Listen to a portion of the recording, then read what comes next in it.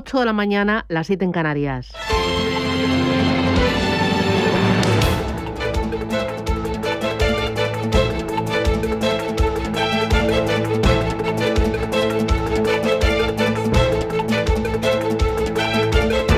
Capital Intereconomía, con Susana Criado.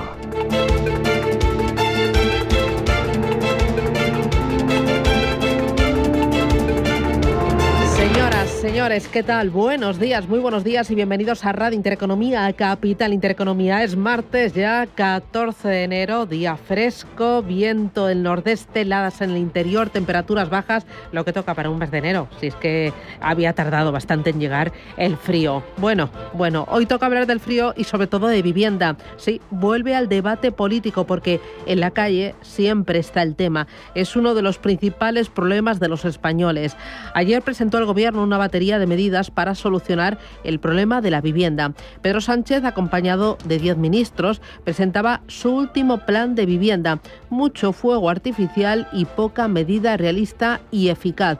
El presidente anuncia rebajas del IRPF para abaratar los alquileres, avales públicos, IVA del 21% a Airbnb, un recargo fiscal a compradores extracomunitarios. La verdad es que no veo aquí ninguna solución realista y sí mucha intervención y mucho populismo. Ahora acabamos de hablar con un experto de Colliers y decía, yo divido las medidas en dos, las que apenas van a tener efecto y las que van a tener un efecto negativo, positivo, ninguna. ¿Por dónde pasa la solución? Bueno, pasa por dotar más seguridad jurídica y crear las condiciones, incluidas rentabilidades razonables y acceso a suelo, para que constructores, promotores e inversores se pongan a construir esas viviendas que necesitan para hacer frente a la alta demanda.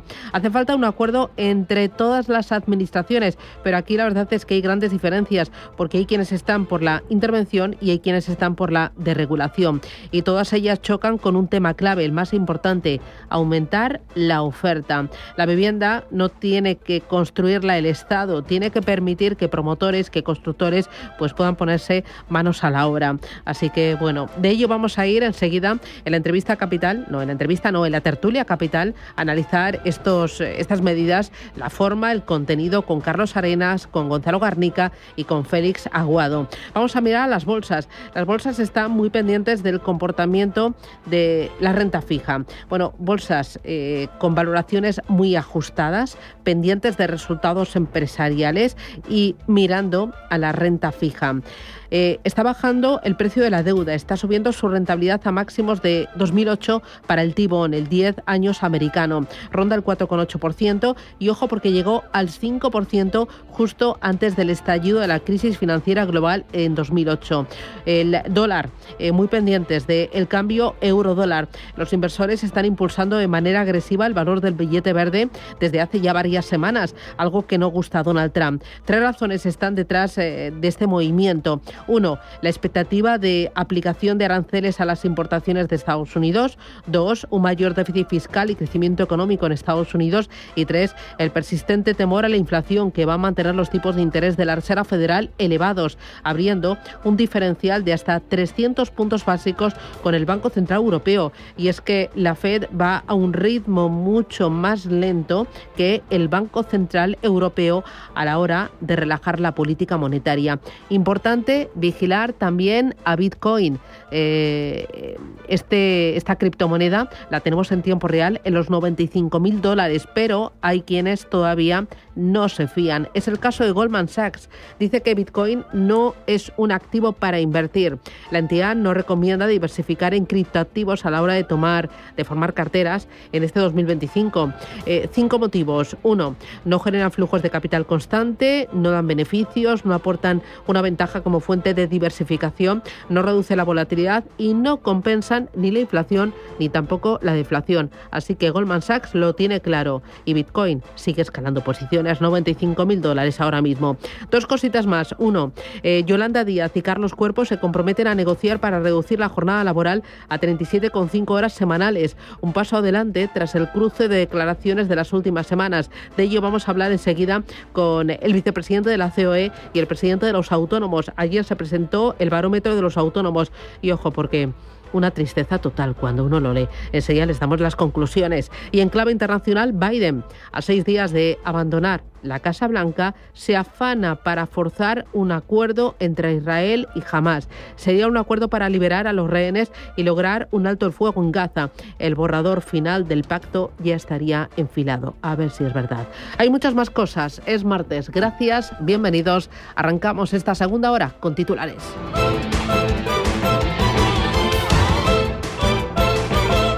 Banco Santander patrocina este espacio.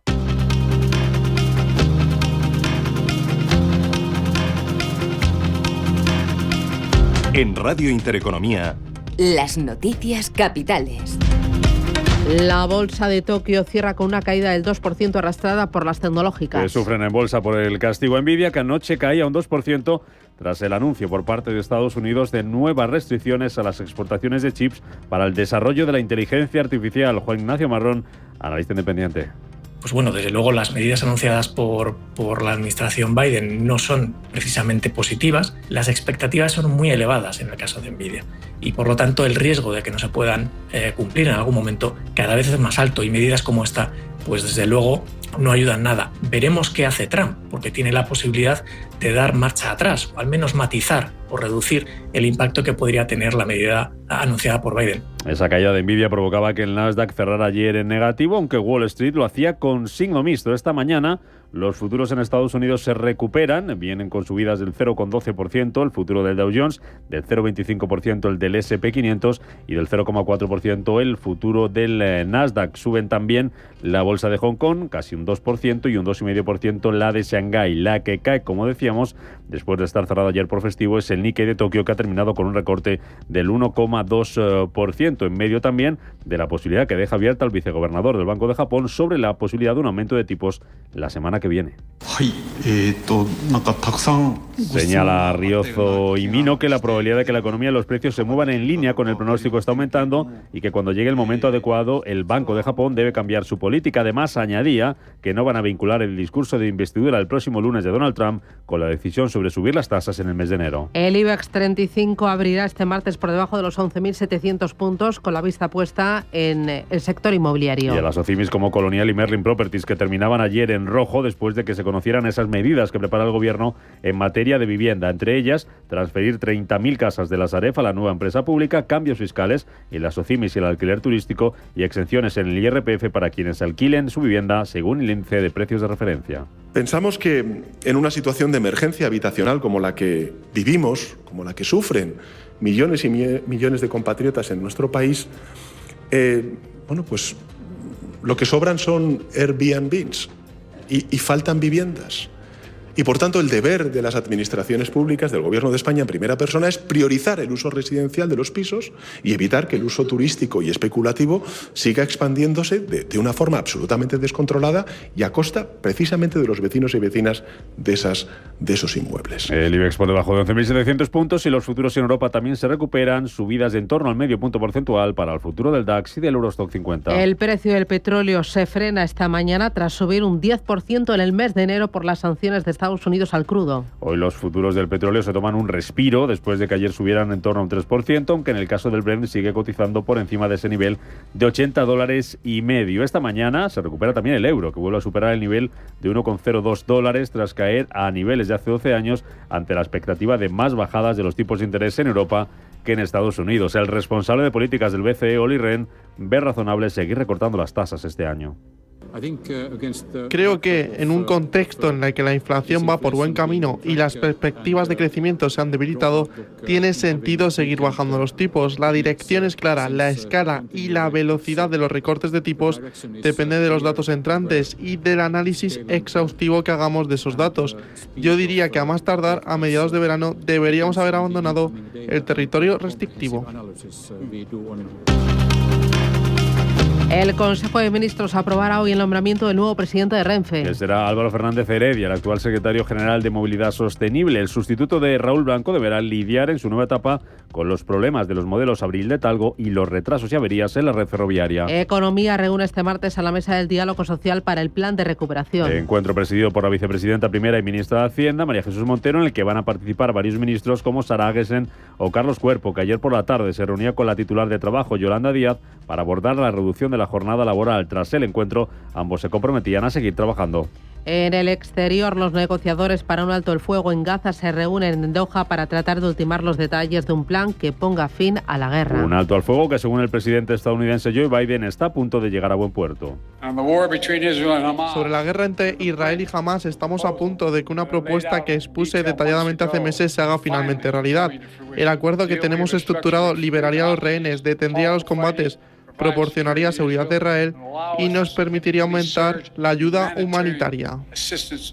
TikTok tacha de pura ficción la venta de Elon Musk para evitar su cierre en Estados Unidos. Bloomberg publicaba esta madrugada que las autoridades chinas están evaluando la posibilidad de que el dueño de Tesla y de la red social X compre las operaciones de TikTok en Estados Unidos si el Tribunal Supremo de ese país finalmente ordena el cierre de la red social, una decisión que se conocerá el próximo 19 de enero. En Francia, el primer ministro François Bayrou presenta las prioridades de su gobierno con un discurso de política general ante la Asamblea Nacional. Y una de las claves será la reforma de las pensiones. Bayrou podría anunciar hoy que suspende esta norma impulsada por Macron para conseguir el apoyo de los partidos de izquierda, y todo ello mientras el gobierno francés continúa las negociaciones para acordar los presupuestos generales de este año. El gobierno británico confirma que la ministra de Economía del Reino Unido, Rachel Reeves, seguirá en el cargo hasta el final de la actual legislatura. Confirmación después de que la semana pasada el primer ministro Keir Starmer evitase expresarse con contundencia sobre el futuro político de la titular laborista. Ayer Starmer era algo más claro.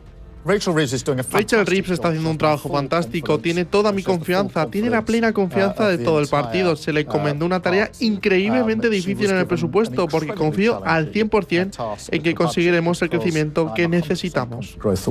Y en Corea del Sur, el Tribunal Constitucional ha comenzado este martes el juicio de destitución del expresidente del país. Suspendido de sus funciones por la Asamblea Nacional por haber impuesto en el mes de diciembre la ley marcial, el exmandatario se encuentra atrincherado desde entonces en su residencia de Seúl, ignorando las citaciones de interrogatorio y usando su guardia presidencial para evitar el arresto por parte de los investigadores que lo acusan de insurrección.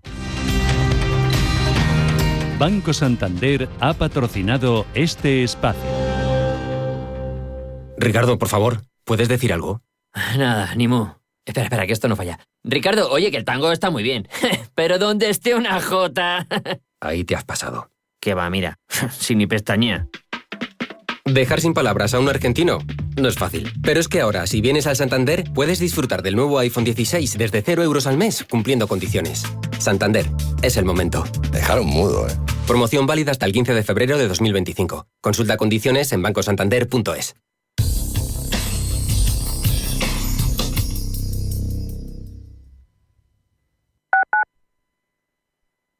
Estas llamadas son incidencias reales.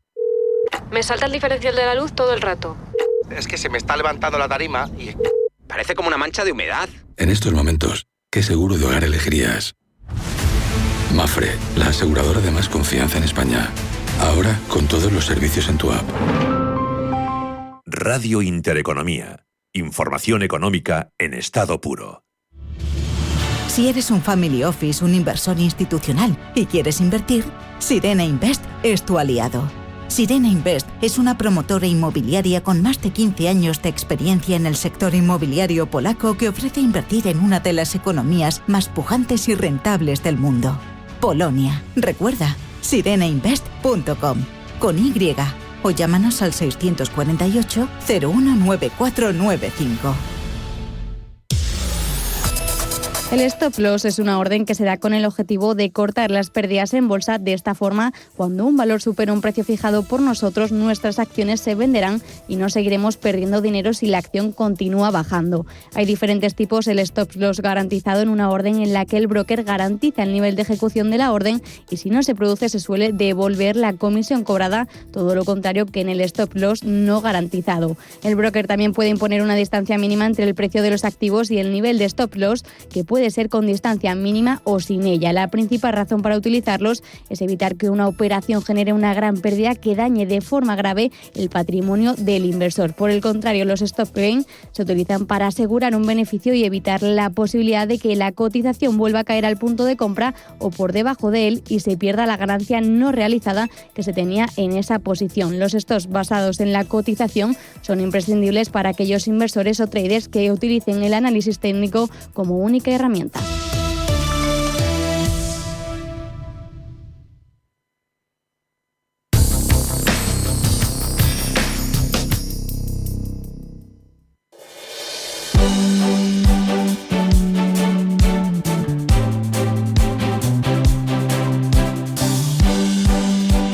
En Radio Intereconomía, la tertulia capital. Hoy con Gonzalo Garnica. Garnica, buenos días. ¿Qué tal? Buenos días, Susana. Hace frío, ¿eh? Hace mucho frío, sí. Es lo que toca, estamos en enero. Carlos Arenas, ¿qué tal? ¿Cómo lo llevas? Muy bien, muy buenos días, Susana. Sí. ¿A ti te gusta el frío? Prefiero el calor, mil veces más. Yo también, yo soy de calor, de solecito y de chancletas en verano. Ahí fresquito. Me acompaña también Félix Aguado. Félix, ¿qué tal? Muy buenos días. Pues nada, campeones de invierno. Bueno, tan contentos. Pues nada. El Atleti, Aupa Atleti. Ahí viene provocando, viene provocando. No he dicho nada de la Supercopa, ha sido bueno. Oye, voy enseguida con Lorenzo Amor, que me está esperando, porque ayer presentaron el barómetro de ATA de los autónomos, pero antes el gran tema vivienda. ¿Me dais un titular sobre esas 12 medidas que presentó ayer el presidente del Gobierno? Dos titulares, pero muy breves. El primero, el barómetro de diciembre del CIS, vivienda, el principal problema de España. Segundo titular, un diagnóstico correcto y medidas contrarias a ese diagnóstico. Garnica, titular. Sí, exactamente es eso. Va en dirección contraria a lo necesario, punto. ¿Y Félix? El problema es de oferta y se tardan 2 años en poner nuevas viviendas en la calle. Bueno, enseguida vamos a analizar al detalle cada una de las medidas propuestas ayer por el presidente del Gobierno. Pero antes, Lorenzo Amor, ¿qué tal? Buenos días, bienvenido. ¿Qué tal, Susana? Muy buenos días. Ayer presentasteis el barómetro de ATA y me entran ganas de ponerme a llorar cuando lo veo porque no hay nada bueno para los autónomos. Bueno, a ver, lo que viene a reflejar es prácticamente la realidad de lo que ha ocurrido en el año 2024. Es decir, podemos decir que 3 de cada 4 autónomos su actividad se mantuvo, creció, pero es verdad que un 25% de los autónomos vivió en el año 2024 un calvario. Las perspectivas para este año pues no se alejan prácticamente de esta cifra. Es verdad que el pasado año hubo un 30% de autónomos que su negocio fue mejor que el año 2023, pero las perspectivas que hay para este año pues no son de momento tan halagüeñas. Es verdad que gran parte de los autónomos contesta que no saben la contesta hasta que vaya avanzando el año, pero el problema es que los autónomos lo que sienten es que cada vez se enfrentan a más trabas, más zancadillas, más trámites, más burocracia, más impuestos, más cotizaciones, más cargas laborales, etcétera, ¿no? Más cargas laborales, mayor fiscalidad, mayor regulación. Oye, y hay uno de los titulares que a mí me ha llamado la atención porque creo que lo llevamos contando y cantando desde hace décadas. La mitad de los autónomos sufre morosidad en el cobro de las facturas. ¿Esto no se termina de solucionar? Bueno, el problema es que hemos visto un repunte, ¿no? A lo largo del año 2024 hemos visto un repunte de la morosidad. Hablamos de morosidad cuando no se cumplen los periodos medios de pago. El problema es que esto sigue estando ahí latente, ¿no? Y se habla de que se tiene que cobrar en 60 días en el sector privado y en 30 días en el sector público, pero cuando uno va a las estadísticas que incluso publica el Ministerio de Hacienda, vemos que son muchas administraciones las que no cumplen los 30 días. ¿Qué le pedís al Gobierno desde ATA? Al Gobierno se le pide ahora mismo tantas cosas, pero sobre todo que tenga en cuenta que en este momento los autónomos se le hace difícil a aquellos que tienen empleados mantener empleo, y el autónomo no puede tener en estos momentos las mismas cargas, las mismas trabas, las mismas exigencias que tiene una empresa de 100 trabajadores. Hemos empezado el año con dos temas en el mercado laboral sobre la mesa. Uno, la reducción de la jornada laboral a 37,5 horas semanales y dos, la subida del salario mínimo interprofesional. ¿Estos dos temas a los autónomos les restan o les suman? Bueno, es que los grandes perdedores y los grandes sufridores de la subida del salario mínimo superior a un 60%, o sea, en entorno del 60% en los últimos 6 años, son los autónomos. Y que en estos momentos se esté hablando de una subida de un 4,40 del salario mínimo, cuando la economía ha subido en torno a un 3%, cuando, bueno, pues los salarios pactados para este año van a estar en torno al 3%, y cuando muchos autónomos han visto incrementados los costes laborales, hablar de una subida del salario mínimo en esas proporciones y con una reducción de jornada que va a significar de facto por un incremento salarial del 6,25% para muchos autónomos que tienen trabajadores, bueno, pues esto es la gota que colma el vaso, ¿no? Empezábamos hablando de por qué hoy por hoy los autónomos están sufriendo y hablamos de las trabas, de las zancadillas. Bueno, es que esto es otra traba. Y con esto digo que nosotros no es que no estemos de acuerdo en que tiene que subir el salario mínimo. Bueno, el salario mínimo, pues es lógico que vaya subiendo, pero en el entorno que sube la economía. Cuando hablamos de que ha subido un 60%, ningún autónomo, ninguna empresa, su facturación ha subido un 60% en los últimos 6 años. Tampoco la economía, ni incluso la inflación ha subido un 60%. Cuando hay esta subida desproporcionada, pues claro, ¿se ha generado empleo? Sí, pero cuando vamos a los microdatos, aquellos que reflejan por sectores, por territorio, pues vemos que dos sectores donde se concentra el 99,9% de sus trabajadores en el salario mínimo, pues han perdido 174.000 empleos en los últimos 5 años. Estoy hablando de la agricultura o del régimen de hogar. ¿Estamos nosotros de acuerdo en que hay que ir reduciendo la jornada poco a poco? Sí, pero hay vías, ¿no? Que es la negociación colectiva, y ahí es donde se tiene que hacer atendiendo a las características, especificidades que tiene un sector o un territorio. Y ya lo último, Lorenzo, ¿qué te parece el enfrentamiento que están teniendo Yolanda Díaz y Carlos Cuerpo a costa de la reducción de la jornada laboral?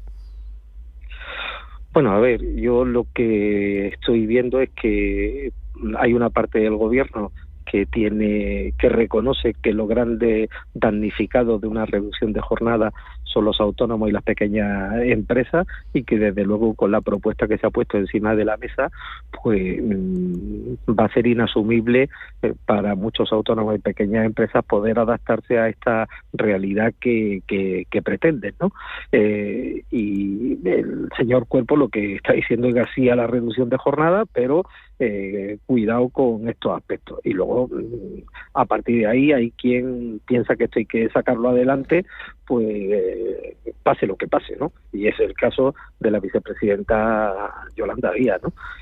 A partir de ahí, bueno, nosotros lo que estamos diciendo es, oiga, hay unos convenios firmados, los convenios tienen una vigencia, todos somos conscientes del daño que provoca en el tejido empresarial una reducción de jornada, siempre que no venga acompañada de unas medidas.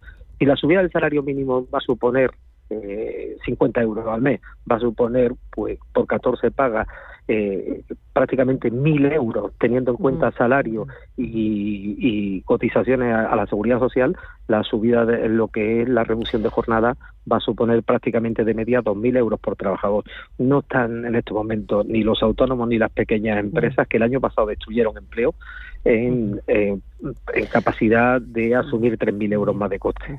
Lorenzo Amor, presidente de ATA, la Federación de Trabajadores Autónomos, muchísimas gracias por atendernos y que vaya bien el día. Un abrazo fuerte, Lorenzo. Ánimo. Un abrazo. Hasta ahora, Susana. Oye, ¿qué os parece a vosotros el enfrentamiento Yolanda Díaz, Carlos Cuerpo? Bueno, pues parece que yo creo que la tendencia, otra cosa es que sea lógica, va a ir adelante, porque lógicamente ya se ha firmado un documento con los sindicatos, y yo creo que la cuestión es lo que es macroeconómicamente correcto, que es en lo que está el ministro de Economía, y es un tema de tiempos y de detalles, ¿no? Y al final, lo que decía antes Lorenzo, pues tiene mucha razón. O sea, se puede hacer una introducción progresiva mucho más teniendo en cuenta sectores, teniendo en cuenta productividades y teniendo en cuenta territorios, y no un decretazo, que es al final lo que pretende la vicepresidenta segunda, ¿no? Carlos. Bueno, esto es un enfrentamiento entre una persona que busca más la ideología y una persona que busca más lo técnico. A mí me gustaría que en política las decisiones fuesen menos ideológicas y más técnicas. De hecho, probablemente todos recordemos el debate entre Solbes y Pizarro y cómo un político es capaz de ganar el discurso en un debate de cara a la opinión pública, diciendo una mentira tras otra porque escuchamos lo que queremos oír en vez de lo que nos dice un técnico, que es lo que hay que hacer. Y en este sentido creo que esta pugna que hay es más una cosa entre ideológica por el lado de Yolanda Díaz y más técnica por el lado de Carlos Cuerpo. Así que Carlos Cuerpo te está sorprendiendo para bien. Bueno, él tiene una formación muy buena y desde luego la puede utilizar bien o no la puede utilizar bien. En este caso parece que sí que la está utilizando bien. Eres poco de fiar. Garnica. A ver, lo que estamos hablando es de que la ley actualmente vigente de las 40 horas, que impide que un empresario fije jornadas en cómputo semanal superiores a 40 horas al trabajador, se convierta en la ley de las 37 horas y media. Es decir, que ese sea el tope, la jornada máxima legal. Ahí la experiencia dice que si la jornada máxima legal son 37 horas y media, en los convenios se van a pactar jornadas en cómputo semanal de 36 horas, y si de ahí le quitas los permisos retribuidos y el asentismo, la cosa se va a quedar en 30 o 31 horas. Bien, primero. Segundo, en toda Europa, la jornada máxima legal está establecida o bien en 48 horas, como es el caso de Alemania, Irlanda, Holanda y Dinamarca, o en 40 horas, todos los demás países, los veintitantos. ¿Alemania cuánto has dicho? 48 horas. 48. Sí, porque es una salvaguarda para cuidar la salud física y mental de los trabajadores. Y eso también se pensó cuando las zanjas se abrían a pico y pala y cuando en las canteras pues la gente estaba allí picando piedra. Todo eso está evidentemente mecanizado, automatizado, y ya no hay tanto problema de cansancio físico para los trabajadores. Pero bueno, la cosa, y con esto acabo, es que nadie en Europa nos va a seguir en esta estupidez. Solamente hace veintitantos años, la hija de Delors, Martine Aubry, siendo ministra de Trabajo de Francia, se inventó la jornada de 35 horas. Y todavía los franceses están pagando eso. Está pagando eso básicamente, y la jubilación a los 60 años. Ahora le quieren poner 62 y se rebotan todos y se enfadan. Entonces, nos va a dejar fuera de competencia internacional, o un poco más fuera de competencia internacional. Creo que es súper interesante lo que dice Garnica, porque además en España hay muchos trabajadores que tienen varios empleos. De hecho, estamos en máximos históricos de pluriempleo porque hay mucha gente que con un solo trabajo no llega. Entonces, ¿por qué tenemos que limitar las opciones de esas personas a que en el trabajo principal no puedan hacer más de las horas que ellos quieren para poder llevar comida a casa? Que me parece ridículo. O sea, si yo quiero llevar pan a mis hijos... Pero ahí, permíteme, en lugar de decir trabajar más horas, también ajustar los salarios, ¿no? Buscar una mayor productividad para que los salarios puedan subir. Sí, pero por hacer una ley que diga todos vamos a ser más productivos, no lo vamos a hacer. No, pero vamos a aclarar una cosa. En la negociación colectiva de los últimos 40 años, las jornadas medias han caído en cómputo anual 250 horas. O sea, hace 40 años se trabajaban 1.890 horas al año y ahora se trabajan 1.640 más o menos.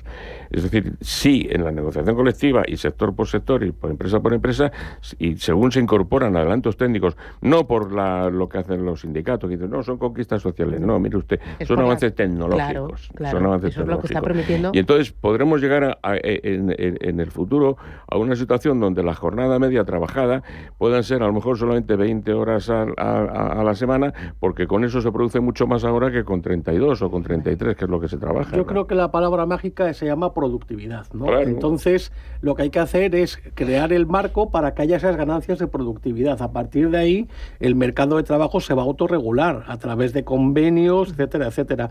Entonces, el tema del decretazo es la obsesión del gobierno actual de meterse en todas las facetas de la economía y por el artículo 33, decretazo tras decretazo. Y seguro que podemos hablar ahora un poco del tema de la vivienda y del alquiler también. Justo me voy a publicidad y a la vuelta le hincamos el diente al gran tema vivienda, la gran preocupación de los españoles. Publicidad y vamos con ello.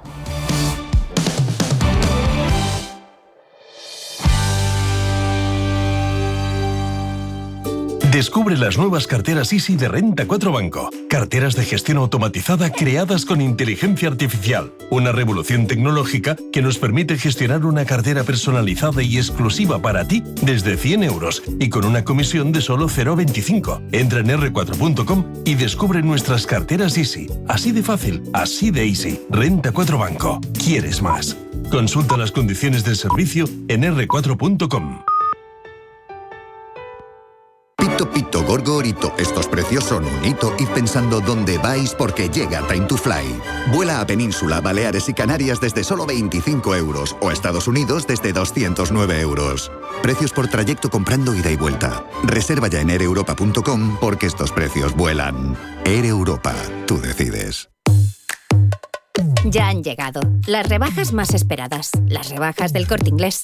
En accesorios tenemos todo lo que dará a tus looks el toque más especial. Bolsos, bufandas, gafas de sol, gorros y en una gran variedad de marcas. Las rebajas del Corte Inglés, del 7 de enero al 28 de febrero en tienda web y app.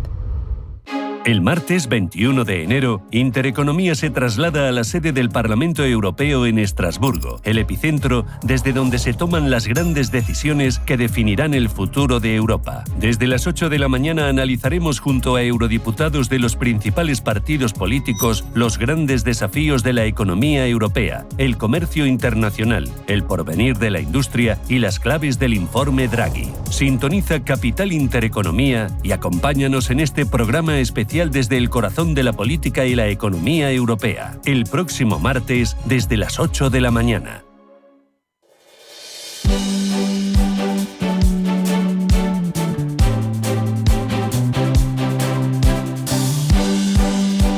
En Radio Intereconomía, La Tertulia Capital.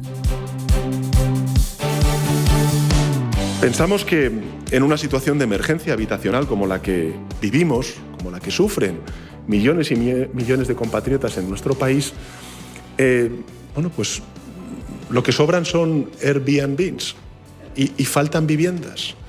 Y por tanto el deber de las administraciones públicas, del Gobierno de España en primera persona, es priorizar el uso residencial de los pisos y evitar que el uso turístico y especulativo siga expandiéndose de una forma absolutamente descontrolada y a costa precisamente de los vecinos y vecinas de esos inmuebles. Bueno, ayer evento Vivienda, quinto pilar del estado del bienestar, estuvo marcado por una nutrida presencia de ministros socialistas. Sí que llamó la atención la total ausencia de miembros de Sumar. Sánchez presentaba un plan con 12 medidas. Entre ellas, el Estado se compromete a asegurar el pago al propietario. Se limitará la compra de extracomunitarios no residentes y tributarán al 100%. Las viviendas turísticas tributarán como un negocio al 21%. Las SOCIMIS tendrán sus condiciones... Tendrán condicionadas sus ventajas fiscales al alquiler asequible. Y luego la empresa pública de vivienda tendrá prioridad para comprar y podrá construir 3.300 viviendas. A ver. Trabas y sobre todo metiéndose donde... Airbnb. ¿Por qué Airbnb y pisos turísticos y no bares? ¿Qué pasa? ¿Que en los bajos donde hay bares no se pueden construir viviendas? ¿Por qué tenemos que quitar el incentivo a que tengan beneficios? Al revés, cuantos más incentivos haya a que los propietarios puedan sacar su vivienda con un beneficio, más se ampliará la oferta. Es que no lo puedo entender. Perdón, Susana, voy a decir algunos datos sobre la vivienda. Vale, muy bien. En España hemos pasado de un 80% de vivienda en propiedad a un 75%. Es verdad que la media de la Unión Europea está en 69%, estamos por encima. Pero desde luego la caída está siendo bastante gorda. Somos el tercer país de la Unión Europea que más paga por la vivienda en relación a los ingresos. En España pagamos un 43,3% y solo tenemos por delante a Grecia y a Rumanía. Tenemos la menor tasa de vivienda social de la Unión Europea con un 1,1% frente a Países Bajos, que tiene más de un 34%. Más del 20% de los hogares no pueden mantener su vivienda a una temperatura adecuada. Hemos pasado de unos 1.480 euros metro cuadrado en media del coste de la vivienda a más de 2.180 euros metro cuadrado. Es decir, es un problemón, pero esto no viene de ayer. Y este gobierno lleva mucho tiempo en el gobierno. Entonces, que emergencia nacional... Oye, es que lleva 6 años. Garnica. Claro, es que lleva 6 años, ahora en junio, el 1 de junio era 7 años, ¿no? Y habla como si acabara de llegar y todo se lo endilga a los anteriores. Ya quisiéramos estar en los tiempos de Aznar, donde la gente no es que pudiese comprar una vivienda, es que se compraba 2. Una para vivir y la otra para invertir y para alquilar y para especular, para lo que quisieran. Entonces, bueno, pues pasa como con la Seguridad Social. En los tiempos de Aznar teníamos la Seguridad Social más rica del mundo, constituyó un fondo de reserva porque le salía el dinero por todas partes y no sabía qué hacer con el dinero, con el superávit que tenía la Seguridad Social, y constituyó un fondo de reserva. Y después los que vinieron detrás se le gastaron el fondo y han hecho un agujero ahí de brutal. Entonces, claro, no apele usted al pasado porque puede salir mal parado, ¿no? En todo caso, el señor Sánchez en 2 frases ha dicho varias barbaridades. Una, meterse con una empresa privada con nombres y apellidos. Oiga, que Airbnb será lo que sea, pero usted no la puede denigrar. Hace unas semanas se metía con Lamborghini, que es una marca, por cierto, creo que de Volkswagen. O sea, no se puede hablar como presidente del gobierno con este desparpajo de una empresa privada a la que usted está perjudicando, la está denigrando. En segundo lugar, los alquileres turísticos. Somos un país que recibe más de 100 millones de turistas. Es una de nuestras grandes riquezas. Si usted restringe los alquileres turísticos, gente que viene de otros sitios a gastarse el dinero en España se gastará menos. Y lo mismo pasa si usted restringe la compra de viviendas para extranjeros no residentes. Se supone que es inversión extranjera que nos viene muy bien. No ha dado ni una, Pedro Sánchez. No ha dado ni una. No. Porque aparte es que el problema... de las medidas, ninguna que se salve. No, pero si es que esto no... O sea, es vender humo. O sea, tú al final tienes un problema de oferta, tienes que liberalizar el suelo, tienes que construir nueva vivienda de iniciativa privada y probablemente también, como decía Carlos, nueva vivienda pública, porque estamos muy por debajo en oferta de vivienda pública. Yo cuando voy por los barrios antiguos y veo esto del Ministerio de la Vivienda, que como estamos en el año Franco, las famosas viviendas de Franco, que se hicieron millones de viviendas en aquella época, pues me gustaría que eso se repitiera en algún momento, ¿no? Entonces, al final, estás creando una burbuja, unas expectativas... Bueno, pero el gobierno no tiene que hacer viviendas. El Estado no tiene que hacer viviendas. Si es que además tiene que permitir que promotores y constructores e inversores primero crear el marco, pero es que segundo, la competencia para este tema es de las comunidades autónomas y de los ayuntamientos. Bueno, que cada una va por su lado. Para más INRI, porque unas hablan de más regulación y otras van por el lado contrario. Por supuesto, el ejército de Pancho Villa. Y eso si no entramos en el tema de la corrupción, de que cuando te vas a la correspondiente concejalía de urbanismo que no te pidan una mordida para concederte la licencia de obra o te tengan paralizado una promoción en meses porque a alguien le da la gana, ¿eh? O sea, que el tema tiene muchas aristas, es muy complejo y desde luego no se soluciona vendiendo humo con un discurso. Se soluciona de una manera mucho más estructural, mucho más coordinada y desde luego poniendo oferta de suelo y poniendo oferta de vivienda en el mercado. 2 cositas. Una de ellas, ¿por qué ahora? ¿Por qué arrancamos el curso y Pedro Sánchez pone en el centro del debate económico, político y social el tema de la vivienda cuando en la calle uno sale, uno habla, en las Navidades, lo vosotros habéis visto con la familia, se habla de la vivienda, es uno de los temas clave, ¿no? Sí, pues, bueno, yo te digo una cosa, si tienes hijos de 20 y tantos años te das cuenta, porque, o sea... Claro, pero ¿por qué ahora? También hace 40 años, o sea, conseguías tu primer trabajo y lo que hacías a continuación era para darle casarte con la novia y comprar un piso, y te lo daban al 18%. Yo he pagado hipotecas al 18 y al 17%, pero bueno, no sé por qué, vamos, si lo sé, se podía. Y ahora, en cambio, ves gente súper preparada, con titulación, con máster, y que está trabajando y que no puede llegar a adquirir una vivienda, ni siquiera la más modesta, o sea, no digo ya un chaletazo en La Moraleja o similar. Entonces, ahí hay un problema real y hay que reconocerlo. Es decir, el poder adquisitivo de los jóvenes está muy lejos de lo que valen los pisos. ¿Pero por qué ahora lo saca? Pues, Susana, porque por desgracia los políticos no están para solucionar los problemas, sino para perpetuarse en el poder y vivir del cuento. Si el barómetro del CIS en diciembre dice que el mayor problema, según los españoles, es la vivienda, ¿qué hay que hacer para ganar cuotas de poder y para ganar votos? Hablar de la vivienda y aparecer como el salvador del gran problema de los españoles. Punto. Y mientras tanto no se habla del caso Koldo, ni del problema de Begoña Gómez, ni del caso del fiscal general. O sea, viene bien sacar el tema en este momento, porque desvía la atención de otras cosas que al gobierno le hace mucha pupa, ¿no? Y luego, ¿esto puede explotar en algún momento? El tema de la vivienda, este desajuste tan importante entre oferta y demanda. Efectivamente, el desajuste es ese.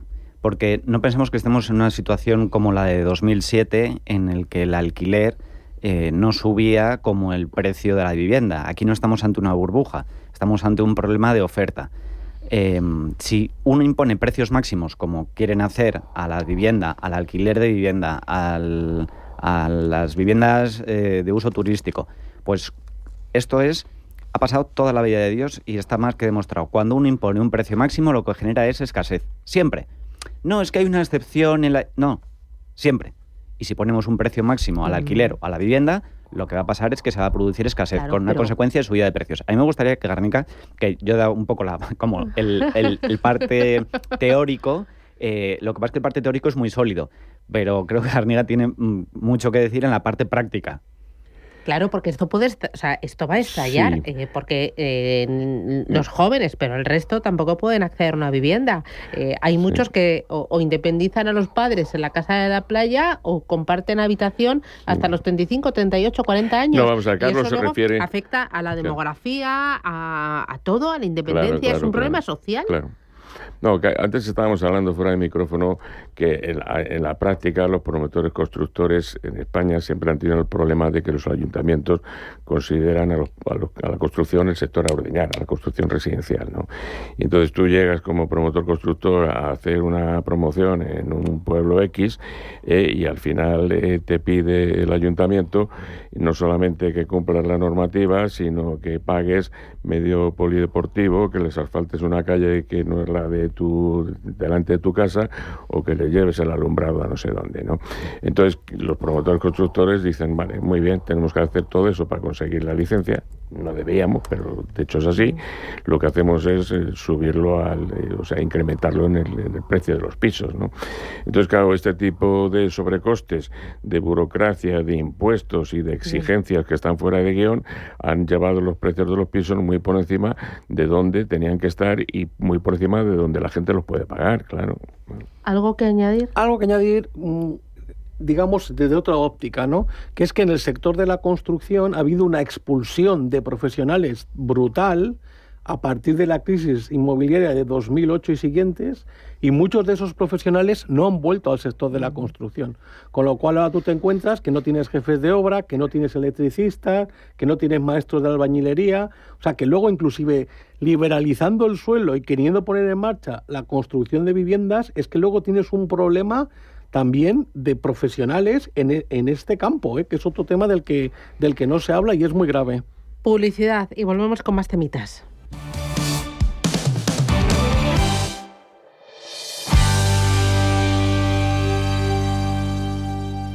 Si eres una agencia inmobiliaria y quieres incrementar el número de operaciones de alquiler, entra en plandeprotecciondealquiler.com. la única plataforma especialista en la gestión de garantía de alquiler a través de profesionales inmobiliarios. Si eres un propietario inversor y quieres garantizar la rentabilidad de tu alquiler, plan de protección de alquiler.com. Con el respaldo asegurador de compañías de primer nivel inscritas y supervisadas por la DGS. Pito, pito, gorgo, orito. Estos precios son un hito. Id pensando dónde vais porque llega Time to Fly.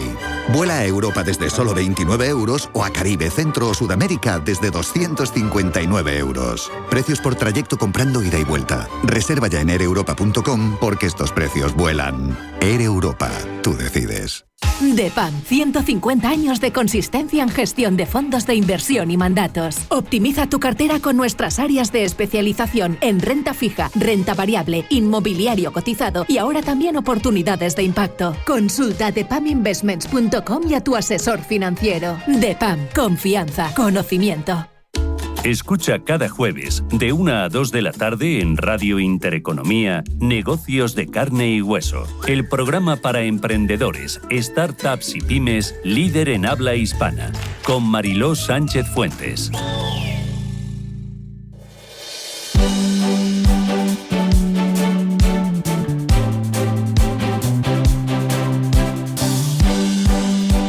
En Radio Intereconomía, La Tertulia Capital.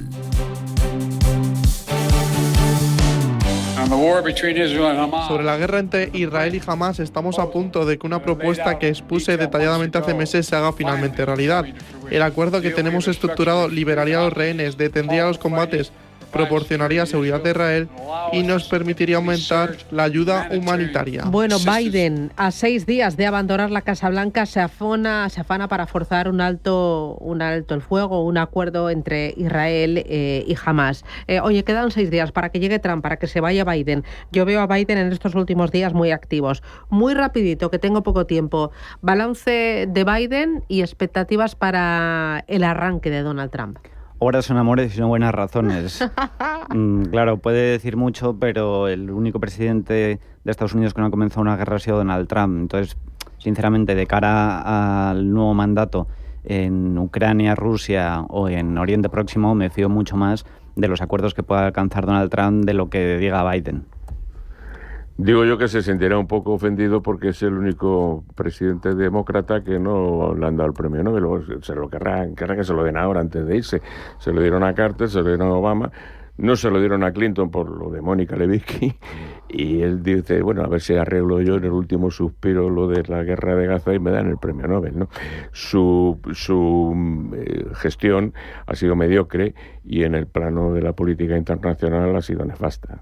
¿Y en el plano económico, la gestión de Biden? En el plano económico también no ha sido buena. Es decir, probablemente las elecciones ha perdido por dos motivos. Primero, porque Harris no era una buena candidata y segundo, como dijo aquel asesor de Clinton al asesor de Bush padre, es la economía estúpido. O sea, al final los americanos han mirado al bolsillo, el empleo no va bien, la inflación estaba alta y la han votado hasta las minorías que normalmente votan a los demócratas, como la minoría negra, los latinos, etcétera.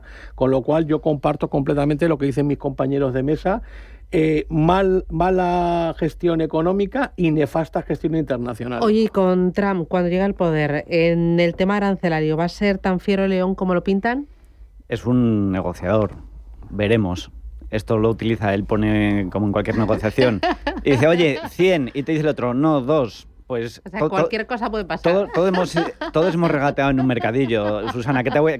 Bueno, unas más que otros, me parece. ¿Qué te voy a contar? Pues Trump hace eso a su nivel. Sí, bueno, es una gran incógnita, ¿no? Yo lo que le pediría al presidente Trump es que se piense lo de anexionarse a España, porque igual mejoramos bastante políticamente. Qué provocador, y nos quitamos, no, se va a anexionar Canadá, el canal de Panamá y Groenlandia, ¿por qué no España? O sea, no hay ningún problema. Yo creo que no hay tanta incertidumbre, porque él ya ha sido presidente de los Estados Unidos 4 años, desde 2016 a 2020, y más o menos lo que hizo, pues ya lo conocemos, ¿no? Entonces, me da la impresión, como dice Carlos, de que él, como buen negociante, pues quiere una posición negociadora robusta, exagerando mucho el tono, ¿no? pero que luego finalmente, como también es una persona que rehúye los conflictos, de hecho, en los 4 años que estuvo él en el poder, fueron los 4 años más pacíficos de la historia de los Estados Unidos, pues me imagino que llegará a acuerdos, ¿no? Que nos vamos. Gonzalo Garnica, Carlos Arena, Félix Aguado. Os veo en forma. Abrigaros, bufandita, gorrito, guantitos y a por el martes. Un abrazo. Adiós. Feliz día a todos. Chao.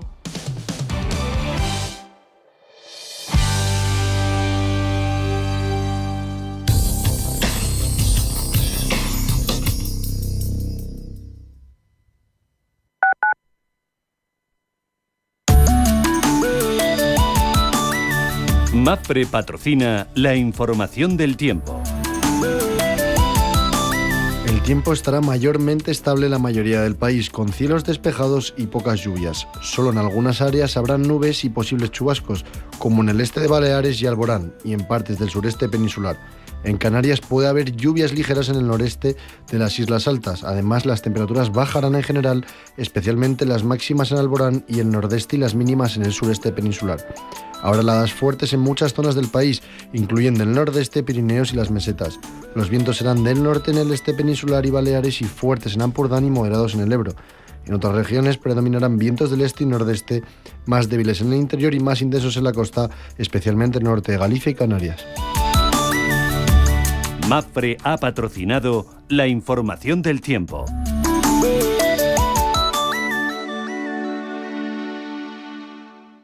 Atención inversor, únete al club de inversión de Grupos Eneas. Estamos especializados en la compra, reforma y venta de inmuebles y otros activos, ofreciendo rentabilidades muy atractivas. Coinvierte con nosotros. 91 639 0347. Grupos Eneas, tu aliado en la inversión.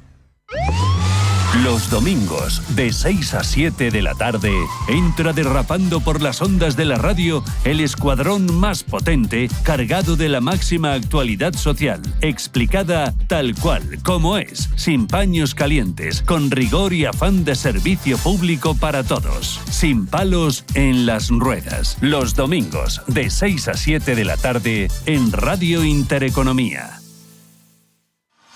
Radio Intereconomía. La radio de los negocios para estar bien informado.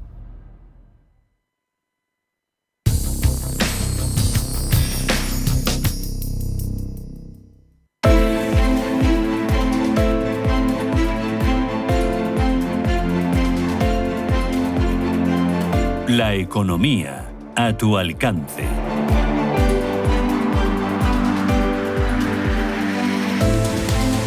Diez minutos, llegamos a las 9 de la mañana. Preapertura Ángeles Lozano el martes. ¿Cómo viene? Buenos días de nuevo. Pues viene alcista, muy buenos días. El futuro del IBEX 35 apunta a una subida del 0,9%. Parece que tenemos una mayor tregua en los mercados de deuda y en los de materias primas, con el petróleo tras la subida de ayer moderando ese precio. La bolsa española viene de perder en las últimas 2 sesiones un 1,77%. Esta semana va a comenzar la temporada de presentación de resultados trimestrales en Estados Unidos. El próximo jueves conocemos cuentas de Citigroup, Goldman Sachs, JP Morgan Chase, Morgan Stanley y Bank of America. Y además mañana se publica el dato de inflación en Estados Unidos. Pero antes, hoy en España, el Tesoro vuelve a los mercados con una subasta de letras a 3 y 9 meses. Fuera de nuestras fronteras vamos a conocer el ZEW de confianza inversora en Alemania, también la producción industrial en Italia. Tenemos comparecencias de miembros del Banco Central Europeo, también esta tarde varios miembros de la FED, y en Estados Unidos se conocerá el índice de precios de producción de diciembre. Además, en página empresarial, Repsol hoy reparte un dividendo de 0,47 euros por acción y estaremos pendientes del laboratorio Robi, que ayer perdió un 7%.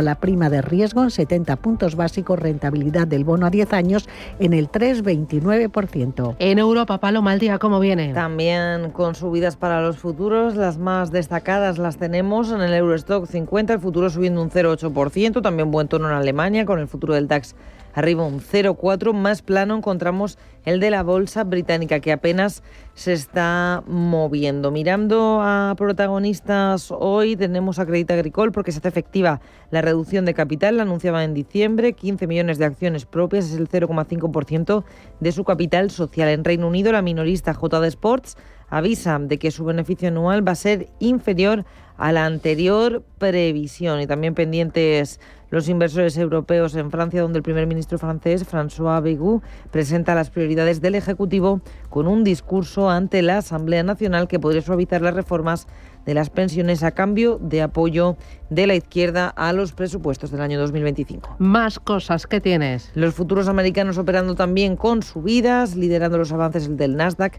que rebota medio punto porcentual, cierra en las plazas asiáticas mixto con caída. En la bolsa de Japón se deja casi un 2% el Nikkei de Tokio y avances consistentes en China. Shanghái arriba un 2,5%, Hansen de Hong Kong rebote del 1,8%. Vamos a mirar también a las materias primas, caída en el precio del crudo Brent del 0,8%, el barril en 80,34, crudo West Texas $76,74. Y en las divisas, cruce euro-dólar en rojo para nuestra moneda en 1,0253. Me acompaña Pablo García, director de Divacons Alfa Value. Pablo, ¿qué tal? Buenos días. Hola, buenos días, Susana. Y hoy del mercado, ¿qué es importante? ¿Cómo viene? ¿Qué va a ser clave? Bueno, yo creo que la subida del precio del crudo que hemos visto en las últimas sesiones va a ser relevante porque podría poner un poco en una situación complicada, sobre todo al Banco Central Europeo, pero también a la Fed con esas subidas y esa reflación.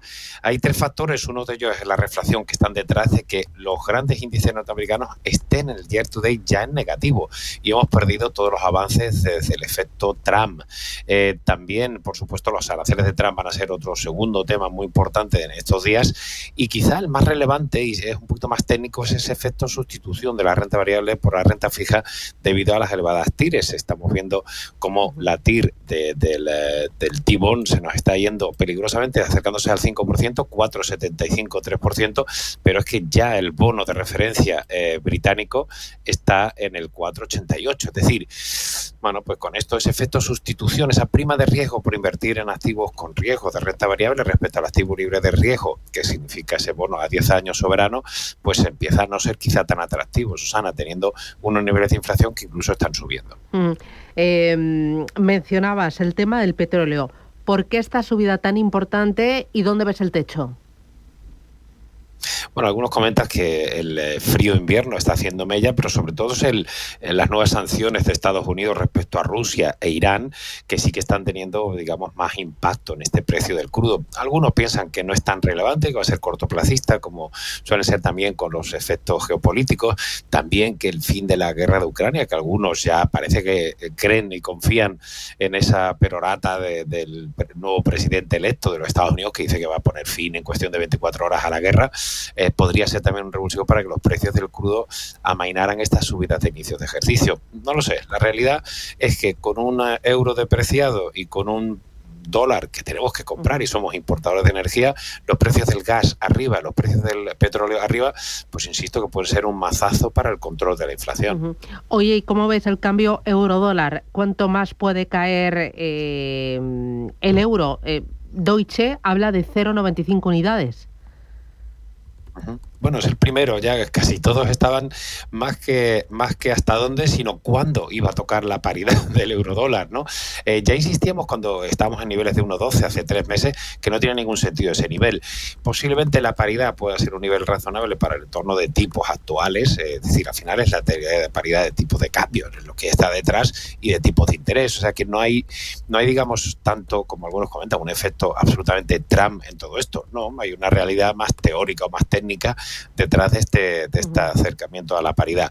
Más allá de la paridad sería bastante complejo justificarlo desde nuestro punto de vista. Hacemos paradita y a la vuelta miramos a las plazas asiáticas con esa caída de las tecnológicas y de Tokio, miramos al diferencial entre Banco Central Europeo y Reserva Federal y nos detenemos en algunos valores protagonistas. Hasta ahora.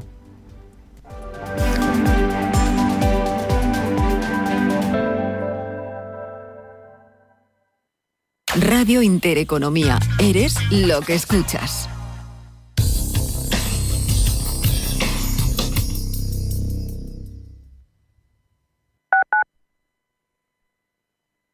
Diversifica tu cartera de inversión y protege tu patrimonio con Silver Gold Patrimonio. Planes de compra de metales preciosos de inversión flexibles y diseñados por